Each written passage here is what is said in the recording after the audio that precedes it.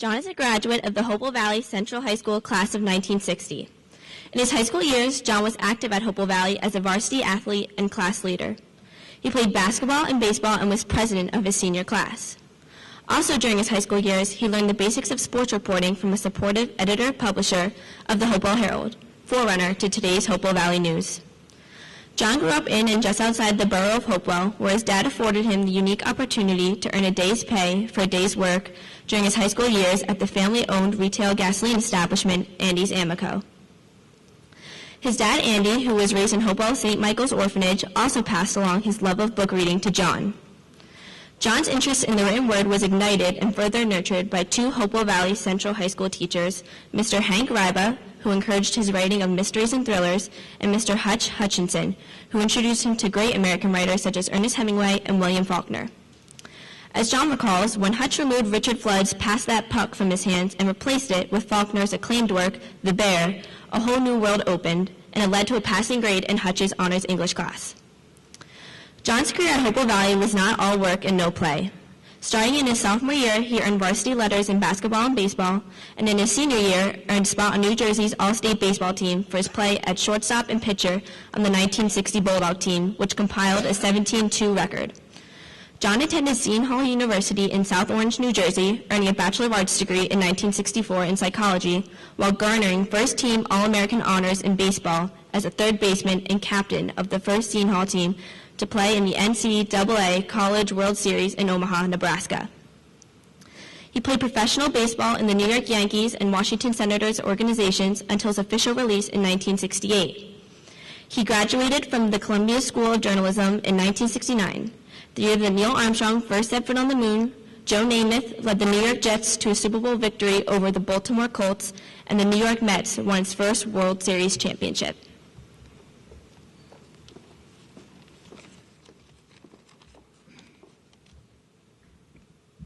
After graduation, he landed a job in Manhattan with TV sports reporter and author Dick Schaap, whose book, Instant Replay, a chronicle of the championship season of the Green Bay Packers, sat atop the bestseller list. Awash in new sports books projects, Schaap needed editorial and reporting help from someone who knew sports. John was at the right place at the right time. His experience working for Schaap, researching, reporting, and writing, was a critical step in learning the elements of manuscript preparation and mastering the different forms of nonfiction writing. Most critically, with Schaap as his mentor, John learned how to prepare book-length manuscripts that would appeal to readers.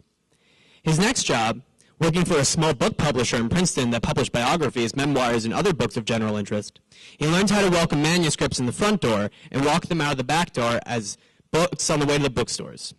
Along the way, he learned all the inner workings of book publishing, from jacket design to publicity to author tours. All of this gave John the confidence, some even said at the time, the chutzpah, at age 29, to start his own company. He named it Mountain Lion, a translation of his surname, and he was off and running. Early on, John worked for his company as a special consultant, writer, and scriptwriter for the President's Council on Physical Fitness and Sports, a reporter for the New Jersey section of the New York Times, and editor of the Windsor Heights Herald, a newspaper in the Princeton Packet chain of weeklies. More recently, he copy-edited on the sports desk of the Times of Trenton. Through the years, John and his company have written, edited, produced, and published scores of books, among them titles that have achieved best-selling status and received national recognition, including the prestigious PBS TV Rainbow Room Award for Best Children's Books and multiple New York Public Library Book of the Year awards. His company has written, produced, or published books on many of the championship teams in the sports world, including the New York Yankees and the Dallas Cowboys. John and his company wrote and produced for the Associated Press a unique history of pets in the White House. First Pet, the presidents and their beloved canines, felines, and other four-legged creatures who made their home to the White House. For Oxford University Press, he produced a seminal work on American English, Speaking Freely, a guided tour of American English by Stuart Berg Flexner and Anna H. Sukhanov. John acknowledges that his career in book publishing was made possible by the many individuals who showed the way, among them the dedicated teachers at Hopewell Valley Central High School who raised the bar and said, "Go for it." They knew all along that it was not a bar too far. Congratulations, John, on clearing that bar and your induction into the Hopewell Valley Central High School Hall of Fame.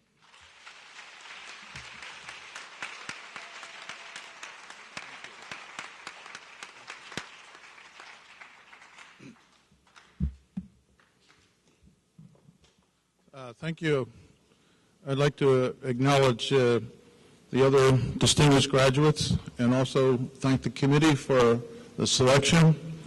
I know it's been quite a while, and this building has changed, and so has the student body.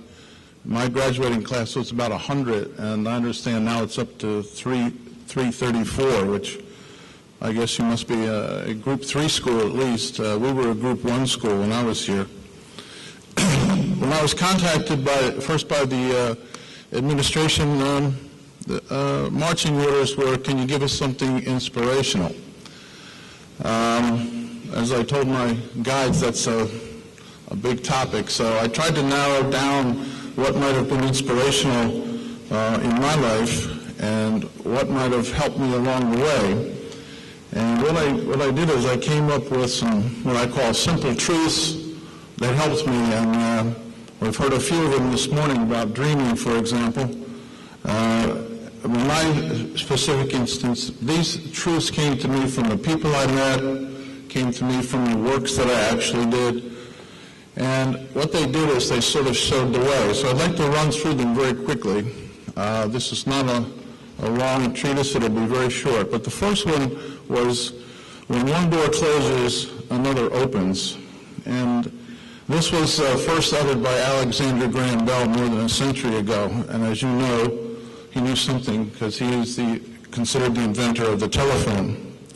But what I learned is that these portals of entry, they're not just doors. They're basically ways to learn new professional skills, and they're situations that give you personal growth. So the door that opens is more than just an opportunity.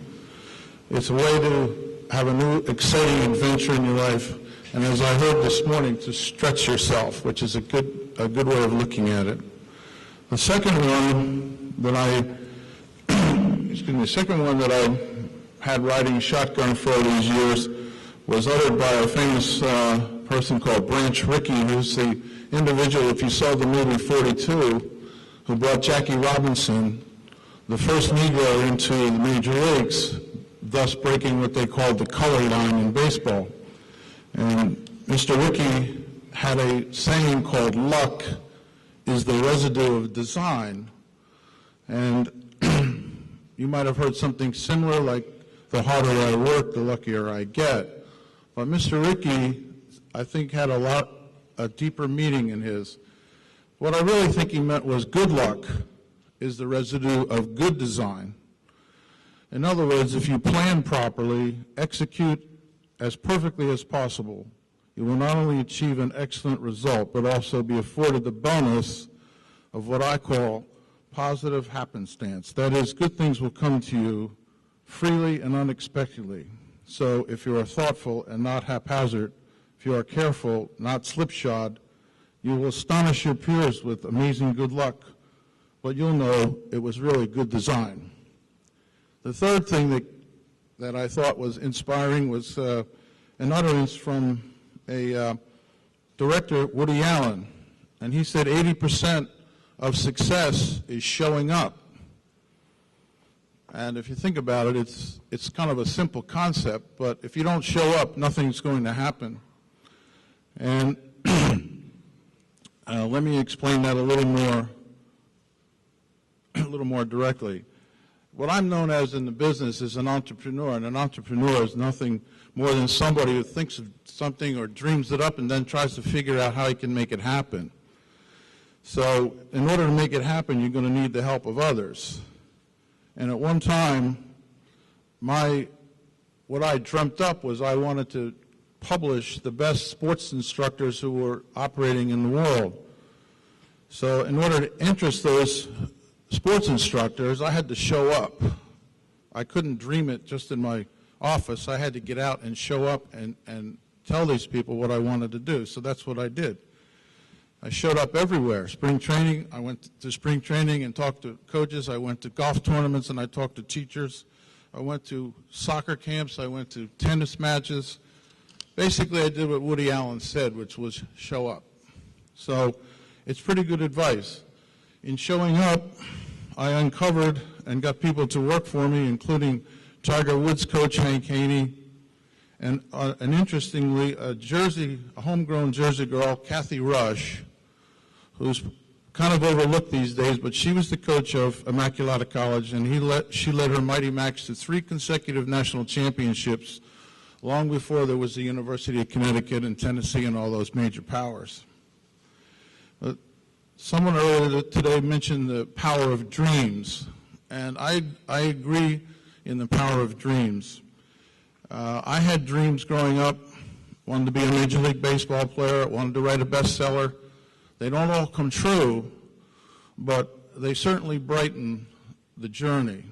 So when it comes to dreams, I want to recommend something that's wholeheartedly, it's actually the lyrics to a song that I discovered long after I started dreaming, but I think it's worth passing on. These are the lyrics of a song that was written especially for a group called the Texas Tenors. You may remember them. They appeared on America's Got Talent a few years ago. And the lyrics that were written for this group, because they were 3 individuals who got together before this show and ended up becoming a national sensation. And these were the lyrics, and I believe these are great lyrics. You should dream. Let the voice inside you sing. Let your wishes take wing. Close your eyes, feel your heart's desire. Hold on tight and set the world on fire. The doors will open when you learn you should dream. I think those lyrics, they're just great stuff. They're truthful, they're inspirational, and I think that you'd be well on your way to think about those lyrics. Lastly, is my 5th so-called astute saying is actually a quotation, and it's attributed to the legendary Negro League pitcher Satchel Paige.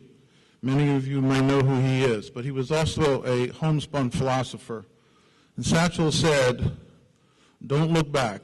Something might be gaining on you." And I have a special understanding of that and a connection to Satchel, who pitched for years as a professional. He was the first player inducted into the Baseball Hall of Fame on his play in the Negro Leagues. I first heard this when I was a high school senior here in Hopewell Valley. I was 17 years old, and I went to play against Satchel Paige in the National Semi-Pro Tournament in Wichita, Kansas on the Trenton Powell team. Then again in 1966, I played against Satchel as a professional baseball player on the New York Yankees farm team. Satchel was just 15 days shy of his 60th birthday when he threw his final pitch as a professional player that day, and he was still getting batters out, and he wasn't taking any backward glances. We don't have to look very hard to see what Satchel's point is. It goes something like this: if we keep moving straight ahead, keep our eyes on the prize, soon enough, that door that I talked about earlier that opens will get ajar, and you'll be there to walk right through. All you have to do is push it aside, walk through, and never look back. Well, I see by my watch I've overgone my 5 minutes. So I'll thank you all for listening, and good luck on your journey.